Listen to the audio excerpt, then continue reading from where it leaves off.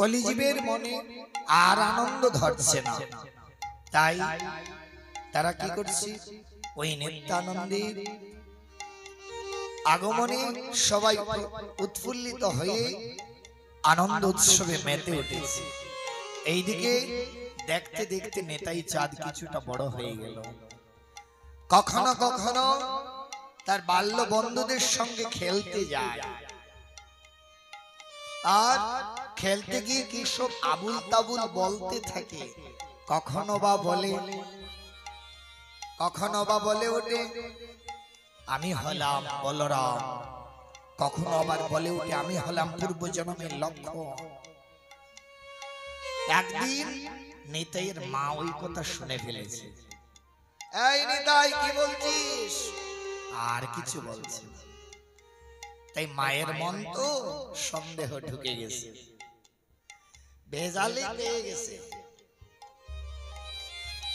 বলছে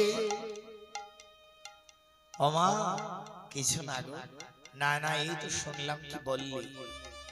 নিতাইয়ের মা পদ্মাবতী মনে মনে চিন্তা করছে, মনে হয় আমার নিতাইয়ের গায়ে কোনো দুষ্ট বাতাস লেগেছে, মনে হয় কোনো দুষ্ট বাতাস ওর গায়ে লেগেছে।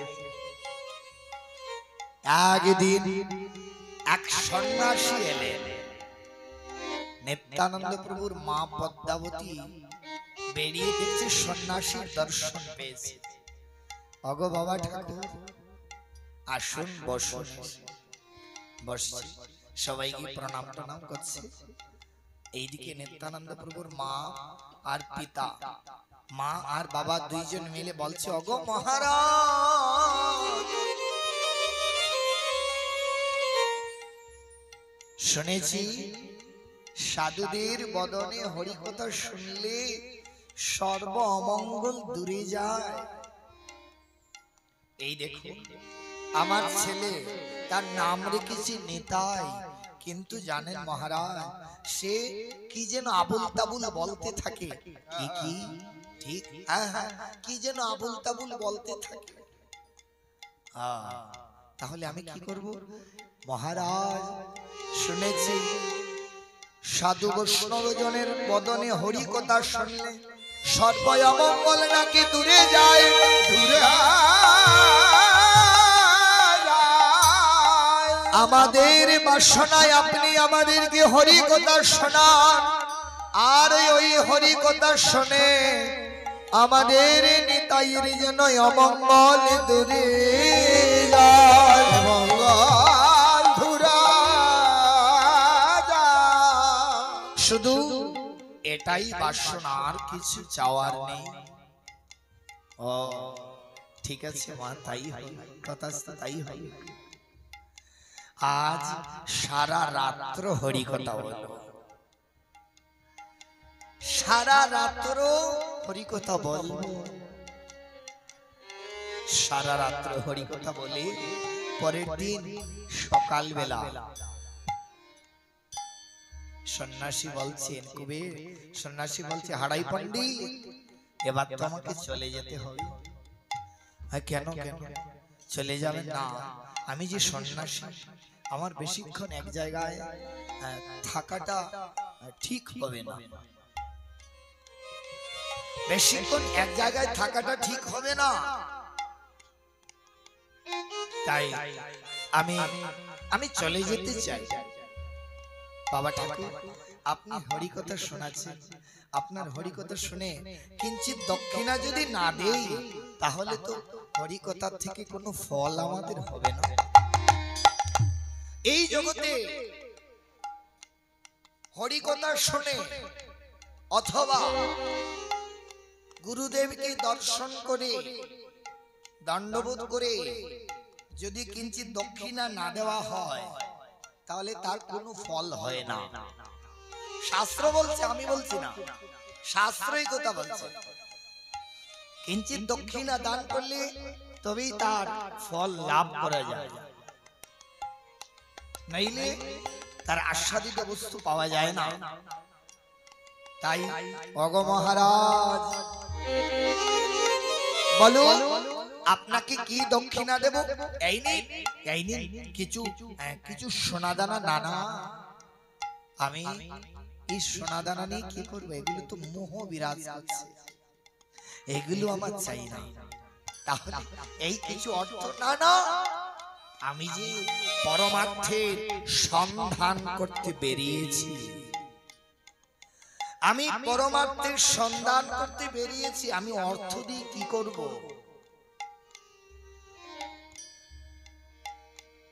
যারা সন্ন্যাসী তাদের নিয়ম আছে, এ জগতে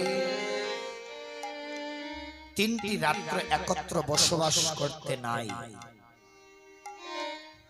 অনেক সময় বিশেষ করে বাবাজি সম্প্রদায়ের মধ্যে এই কথাটা বেশি হয়, বলবে আমরা ত্যাগী, আবার সব ভোগ করবে, করে না? বলবে আমরা ত্যাগী, আবার দেখবে যজ্ঞানুষ্ঠানে গিয়ে ঠাকুর ঘরের কাজ করছে, ওইটা কিন্তু বেদক্রিয়া।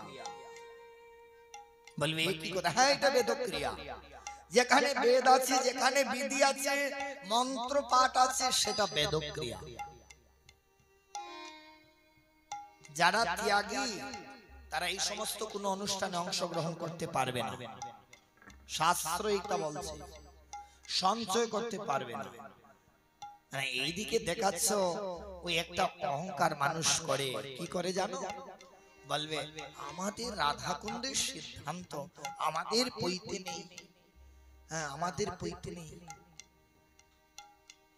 বলবে সেখানে উচ্চ বংশস্থ মানুষ গেল পইতে বিসর্জন করতে। হ্যাঁ ঠিক আছে, ওইটা রাধাকুণ্ডের জন্য, এখানের জন্য নয়। রাধাকুণ্ডে যারা নিষ্কিঞ্চন ভজন করছে তাদের জন্য এটা প্রয়োজনীয়, তাদের জন্য এটা নিয়ম। কিন্তু শাস্ত্রে বলা আছে রাধাকুণ্ডের নিয়ম রাধাকুণ্ডের বাইরে পালন করা যাবে না। রাধাকুণ্ডে স্নান করার আগে যদি শৌচাদি ক্রিয়া কেউ করে যায়, রাধাকুণ্ডের মাটি স্পর্শ করে হাত এবং এই দেহ শুদ্ধ করতে হয়। কিন্তু আমাদের এখানে এনে তা করা যাবে না, ওইটা ধামের জন্য, এই জায়গার জন্য নয়। আর পইতে থাকলে অহংকার, বিসর্জন করলে নেই, বিসর্জন করলে আসবে না যে আমি তো উচ্চ বংশে ছিলাম, পইতা বিসর্জন করে আমি সাধু হয়েছি। আমার চাইতে বড় সাধু কি আর আছে? অহংকার হয় না, এটা তো আর বেশি হবে। পইতে সামান্য পইতে থাকলে কি হয়? ওইটা ভজনের একটা অঙ্গ। বলছে এই জাগতিক লক্ষণ কখন লাগবে না? যখন সেই ভজনের গভীরে চলে যাবে। গভীরে যখন চলে যাবে, যখন নিষ্কিঞ্চন ভজন করবে, তখন এগুলো লাগবে না, তখন এগুলো লাগবে না। যেমন নবদ্বীপে সেই জগন্নাথ দাস বাবাজি মহারাজ, তিনি কি করতেন? গঙ্গা নদীতে ভেসে যাওয়া সব দেহের কাপড় পরে জীবন যাপন করতেন, নিষ্কিঞ্চন ভজন, কোন অর্থ করে সঞ্চয় করতেন না। একটা কাপড় পরে থাকতেন, একটা গায়ে কখনো জড়িয়ে থাকতেন, গঙ্গা দিয়ে ভেসে যাওয়া মরা মানুষের কাপড়গুলো পরতেন, কোনো সঞ্চয় ছিল না। তো এগুলো হচ্ছে বৈরাগ্য ধর্ম, এগুলো হচ্ছে ত্যাগের জীবন।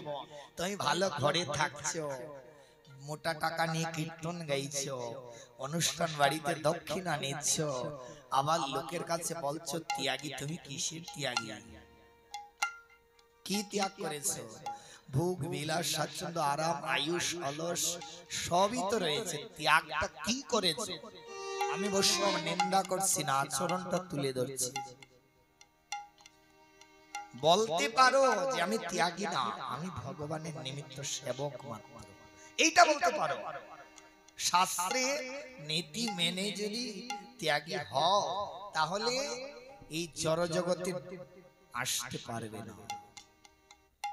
রাধাকুণ্ডে গিয়ে দেখো কত কত মহাত্মারা সেখানে পড়ে আছে, সর্বস্ব রাধারানীকে বিসর্জন করে দিয়ে দিয়েছে। অনেক মহাত্মারা রয়েছে, যেমন রাধাকুণ্ডে রয়েছেন পরম পূজ্যপাদ প্রাণকৃষ্ণ দাস বাবাজি মহারাজ, উনি উচ্চ বংশ থেকে গিয়েছেন, তাতে কি হয়েছে, কি দীনতার সহিত আছেন, গিয়ে একবার দর্শন করে আসেন। রয়েছেন বিশ্বনাথ চক্রবর্তী ঠাকুর, বর্তমানে যিনি বৈষ্ণব পদদাস বাবাজি মহারাজ। কি দীনতা ওনাদের মধ্যে রয়েছে, তাদেরকে দর্শন করলে বোঝা যায়। তো সেই ভাব যখন অন্তরে আসবে, তখন রাধাকুণ্ডের নিয়ম পালন করা যাবে। থাকবো এখানে, রাধাকুণ্ডের নিয়ম মানবো তা হবে না, লাগবে অর্থাৎ সব লাগবে। তাই ওই ত্যাগীর জীবন, ত্যাগী কখনো ভোগ নেই, বিলাস নেই। ত্যাগ মানে ত্যাগ, সর্বদা হরিনাম জপের মাধ্যমে থাকতে হবে। তাই বললেন কি যে এই জগতে ওই সন্ন্যাসী বলছেন, অগো আমায় বিদায় দাও। কুবের আচার্যের পিতা ওই হারাই পণ্ডিত বলছেন যে কি দেব, আপনি সোনাদানাও নেবেন না, দক্ষিণাও নেবেন না, কি দেব তাহলে? ওই সন্ন্যাসী যখন হরিকথা বলতে লাগলেন, তিনি ধ্যানের মধ্যে নিত্যানন্দ এসে বলে দিলেন যে আমি এখানে নিত্যানন্দ পূর্বের বলরাম রয়েছি, নিতাই রূপে লীলা করছি, তুমি আমাকে ঘর থেকে বাইর করে নিয়ে যাও। ধ্যানের মধ্যে বলে দিলেন। তাই তিনি কি করলেন, তিনি হারাই পণ্ডিতকে বলছেন, ওগো হারাই পণ্ডিত, তুমি যদি আমায় দক্ষিণা দিতে হয়, তোমার ওই জ্যেষ্ঠ পুত্র নিত্যানন্দকে আমায় দিয়ে দাও।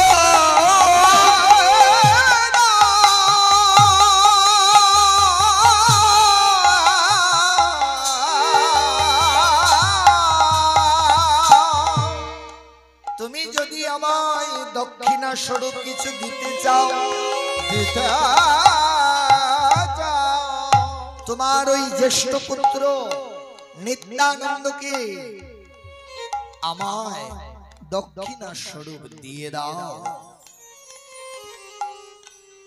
নিত্যানন্দর 7 ভাই ছিল, সবার বড় হচ্ছে নিত্যানন্দ। নিত্যানন্দ প্রভুর মা পদ্মাবতী ডেকে ডেকে বলছে, ওগো মহারাজ, অকথা বলো না, অকথা বলো না, আমার প্রাণের নিতাই যদি সন্ন্যাস চলে যায়, সন্ন্যাস চলে যায়, আমি নিতাই বলে কারে ডাকিব, নিতাই